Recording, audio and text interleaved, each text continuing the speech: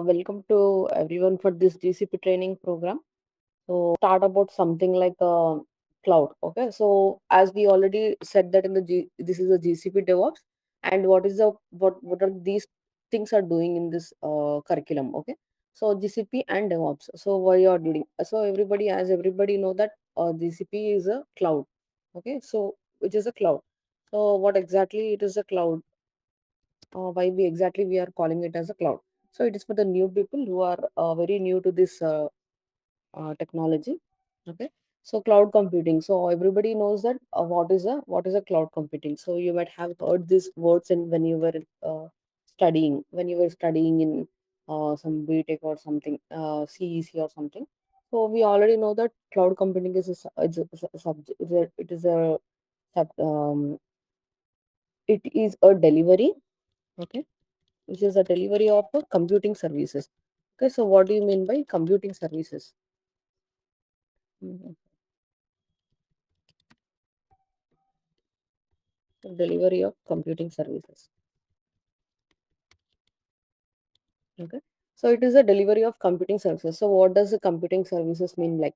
So example, you can just imagine your laptop. Okay, so imagine you're having a laptop. Okay, so what does it contains? So what exactly the laptop contains? So obviously it will contain some storage. Okay, so if you install anything, obviously contains CPU, memory, RAM, okay, disk space. These all the things you can see in your machine. So similar way in the cloud computing, it provides a virtual computing services. Okay, virtually, not physically. So virtually means you can see anything over on the internet. Okay, you can see it over the internet. So virtually they are providing. So laptop is something physical. So physically we are carrying this everything: CPU, memory, RAM, disk space, and everything is in our machine. Okay, but virtually we are trying to purchase something. So example, if you are purchasing virtually, if you are purchasing something virtually, what you are purchasing? If I go to Mintra application, so am I if I want to purchase this product, okay, so what I'll do, if I go to any something like kurtis or something, I'll just click on this some of the product. I'll just click on add to bag or something. I'm just purchasing this virtually. So I'm not going to any shop. Okay, I'm not going to any shop or any place, traveling to any location and purchasing a specific product in order to get it. So I'll just purchase it from here and I'll get it delivered to my home. The same way they are providing these computing services. So you can say servers. Okay, virtually they are providing servers.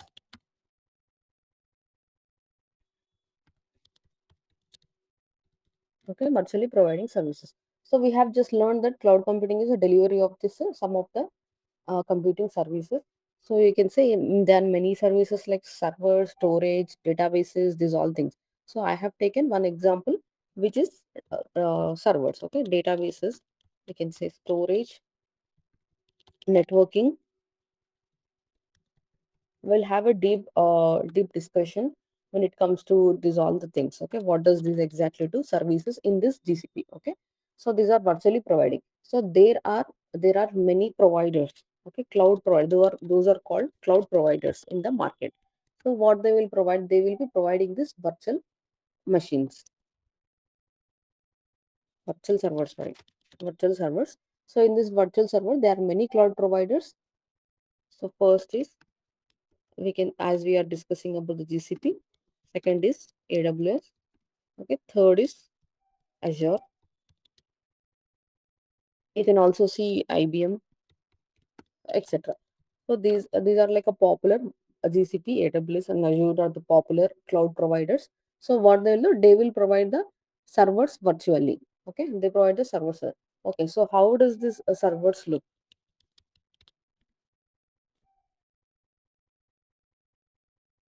Okay, so these kind of setup you can see in the servers. This kind of setup you can see in the servers.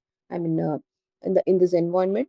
So you are purchasing virtually from here. They are providing you some space here. Okay, if you are able to see here from one of the server and from one of the rack, you will be provided the server here.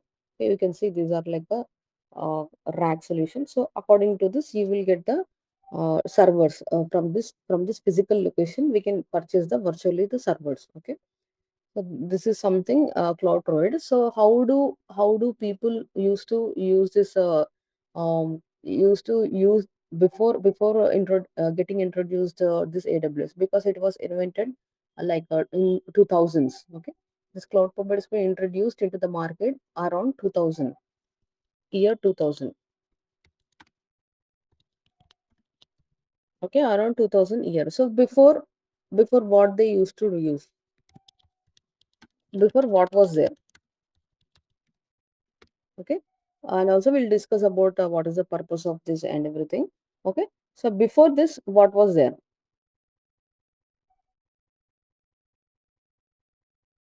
Okay, so before this, what was there? They were physical servers. Okay, this is the cloud we are getting on the virtually. These are the physical servers. They used to use physical servers. Okay, physical servers in the sense, if you go to any office, if you go to any banks, or if you go to any specific location, where they are maintaining these kind of servers for their own application, for their own applications. You can see own data storage.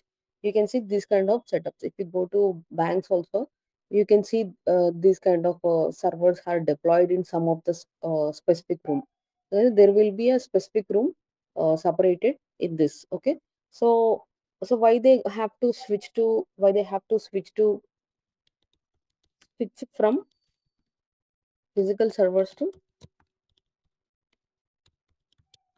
virtual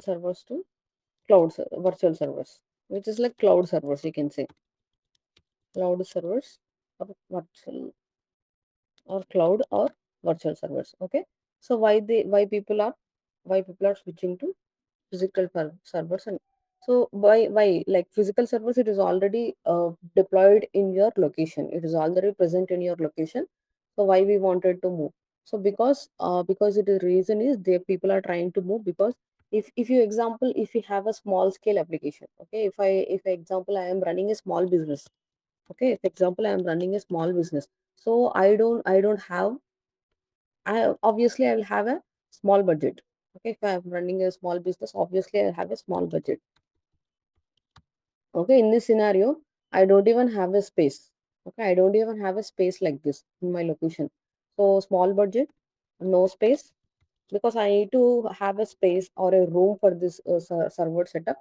So in that scenario, what he will do, he doesn't want these big servers to be deployed into this in his, and also he doesn't know how to use it, and moreover, this all the maintenance. What are the maintenance? He doesn't want to do a maintenance, because if you're purchasing a laptop, and if you own a laptop, so if something goes wrong, we are the responsible for the laptop, right? Isn't it?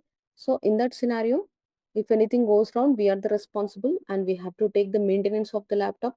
If it goes slow, or if there are any battery issues or any issues, we have to take care of ourselves. So in the same scenario as well, if there is any issue which caused with the servers, so that should be maintained by people. Okay, persons in person. So in that scenario, small business people, what they will do, they don't go with this server setup. And if they wanted for a minimum budget, if they wanted to go for only small scale application, then they can choose with the cloud computing. They can go with the cloud providers. Either you can go with the GCP or AWS.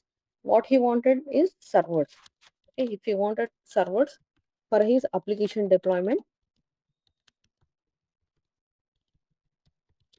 okay, for his application deployment, then he can go with the GCP or AWS or Azure. So what he'll do from here, he will uh, virtually actually buy a server, okay, from any of these cloud providers. Any of these cloud providers, he can buy the server from virtually, and he can deploy the application, and he can run the small business application. And one more thing he can do is, if the if he wanted to shut down, if he wanted to shut down the application, or if he wanted to shut down his business. Okay, if he wanted to shut down his business, what he can do, he don't have to, again, he don't have to he can just go to this any of the cloud providers from where he have purchased. So example, we can just assume that he purchased from GCP. Okay, GCP console he just purchased. So from the GCP console, what he can do, he can just delete the servers. How we can do it? Virtually from GCP. Okay. Also, we have learned something about the what are the cloud computing services. So popularly, cloud providers are GCP, AWS, and Azure. As a DevOps, you have to be good with the three cloud providers. Okay, that will have a discussion on what to be learned and how to prepare for the interviews and all. That will be however discussed in this complete training. So we have learned something why we are using, I mean, what is cloud, what is GCP, and why do we use it. And let's move on to other topic, which is, so already which is involved, which is DevOps. Okay. So before getting into the, yeah, okay, we'll go with the DevOps. So what is a DevOps? So DevOps is a collaboration between, it is not a tool,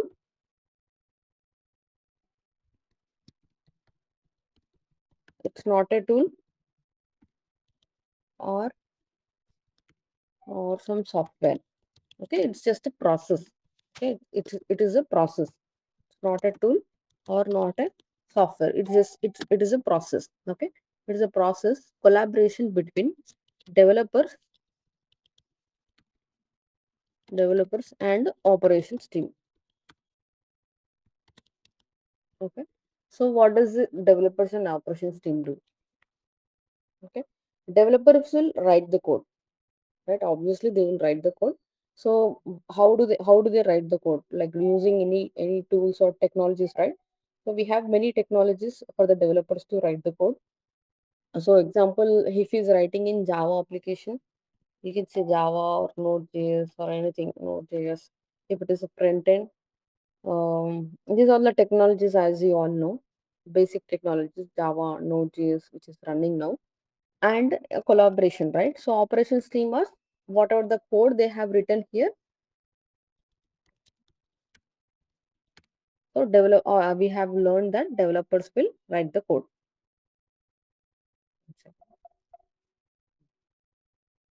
Okay, developers will write the code. Developers will write the code, and operations team, what they are going to do, they are going to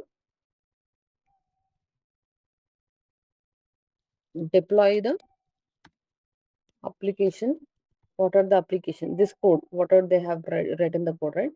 Deploy this application which are written with Java or Node.js onto the cloud. On the cloud. Okay. And they're also maintaining the cloud, maintaining the servers.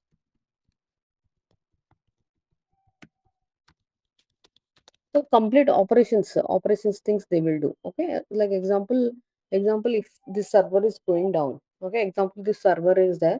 So if you're able to see something like beauty, so face moisturizer.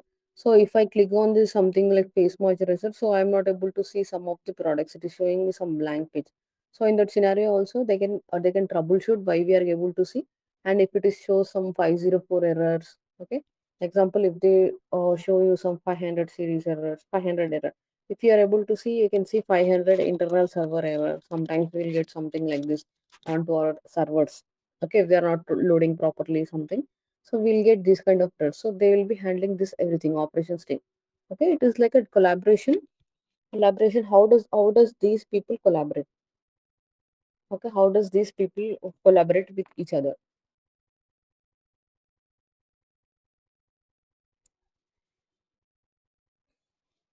Okay, so how does this collaborate? So whenever we used to write something, whenever there is a code changes, okay, so there are some SDLC, okay. So you can see SDLC life cycle, okay, SDLC life cycle. You can have a quick view here. So if you see XDLC life cycle, it is a life cycle to develop a software from the beginning. Okay, example, somebody has come to me and they asked me to create the some of the software to sell their clothes on the website. But they have already shop, so they wanted to run their online business, run the online business, clothing business. So what they will just come and approach a software company. Okay, so every software team, they have to follow these steps in order to achieve a good software. Okay, one is planning, analysis, design, implementation. Okay, they have to plan, analyze what kind of application it is. They have to design it by using graphic designing, how the application looks and how the application looks and everything, and they will implement, okay, using some code. So what kind of code they will use for this application, whether it goes with the node or whether it will go with the Java. So they will decide here implementation, and then once the code is written, okay, once the code is written, once the application is running, I mean once their website is running, they will test it, and they will integrate with the cloud. They will deploy onto the cloud, then they will go for the maintenance. So once the application is up and running like this, so if I click Myntra.com, I am able to see a Myntra.com application. If everything is running like this onto the over the internet, our application should run over the internet. Then after this, maintenance will be provided. So if they are making any changes on our application, like they wanted to change this face moisturizer to just moisturizer, so small kind of changes, whatever they are doing, those comes under the maintenance. Okay, if they are able to see any issues on the application, that comes under the maintenance.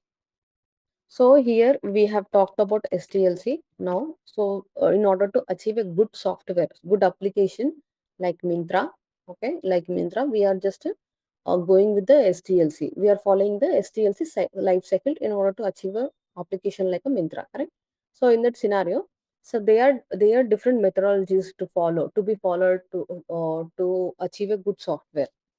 Okay, so we are using this SDLC to achieve a good software. What do you mean by good software? Good software is nothing but with no errors, with no bugs, with no lags, okay, with no errors on the application, with no bugs.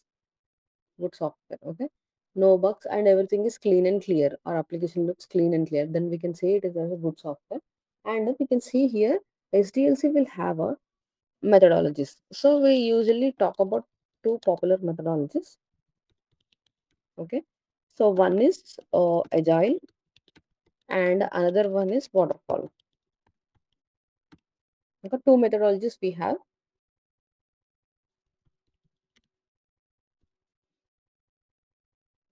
Okay.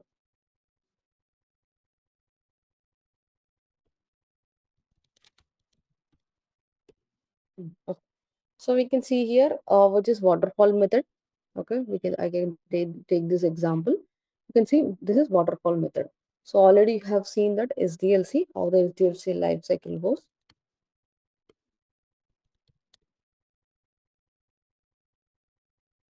This is SDLC. It is a continuous process. So you can see waterfall, one of the two methods in the SDLC. SDLC has two methodologies, which is one agile and another is waterfall. Okay, so you can see waterfall. Waterfall is in the sense it's flow like a water. Okay, it is going to flow like a water. So what does it mean? So once we get the analysis, design, implementation, testing, and training. Okay, once it is done, so maintenance. So it directly goes into the maintenance, and it is not going to take a back. It is not going to come back. So how does the water flow goes? It goes down, but it is not going to come back in reverse order. It won't come back.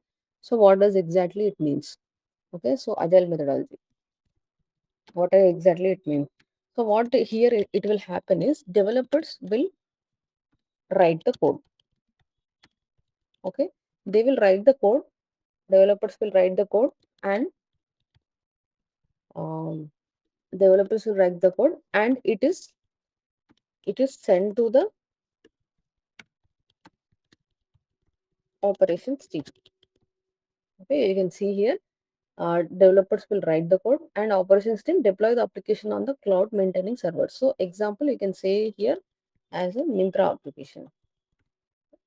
So you can see they have operation sent to the operation system, so that this operation system, what they will do, they are going to make application live. So this is the process they will follow. But what happens here is, here what will happen here is, so you can see this is operations team, development team, and this is operations team. Okay. So what they will do, they will just write the code. This is operations team. Okay.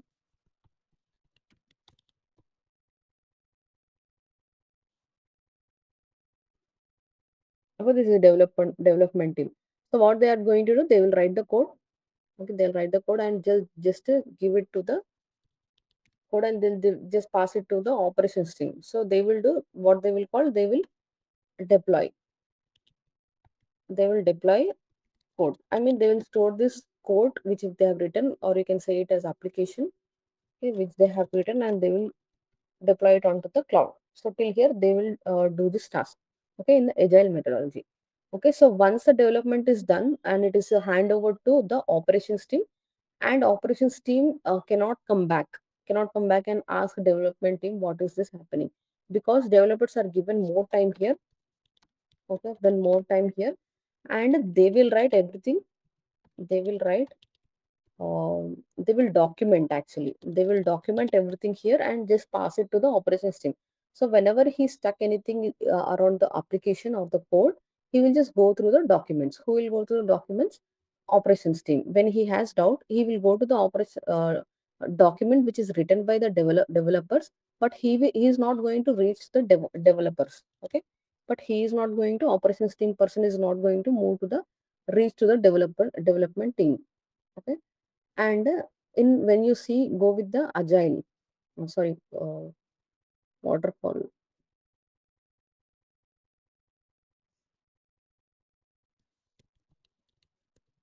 Okay, so when we go with the agile, so what will happen is, same thing here. Developer will write the code and send it to the operations team. But what will happen in the agile team is, the code, whatever the code the developers has written here. So in the waterfall method, the operations team, if they are getting any stuck with this application, they are not going to reach the developer. They will reach only the document which is written by the development team. Okay. So in the agile methodology, it is completely different. Okay. In agile methodology, the developer will write the code and he will send it to the operations team. And if he is getting any issue, then he can reach directly to the um, development team.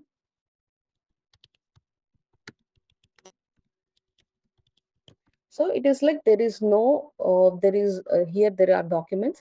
Here there is no document here. Documentation is there, but less documentation, we can see less documentation. And if we stuck, the operations team member is stuck, so he can directly reach the dev team.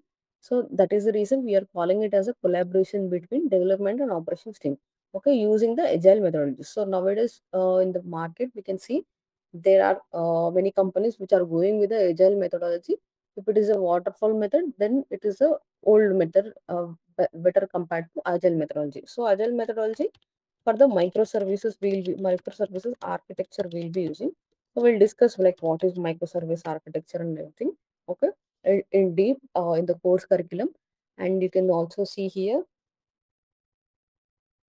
Yeah, so developer, these people have a coordination. So if the developer is unable to see on the website what is not achieved, then also he can reach the operations team. Okay, he can also reach the operations team. Less documentation we will have. They can directly have a communication over the Teams, okay, or Slack, some Slack channels or Teams. They can reach directly to them, or else they can email. And here the developers will have less time. Okay, compared to this waterfall method, they will be given less time here.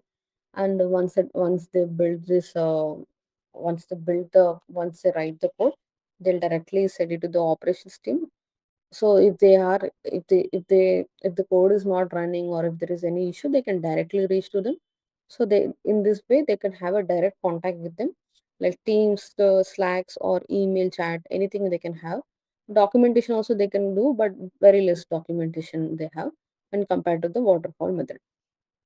Okay, so I can show you the course curriculum, what is covered in this course curriculum.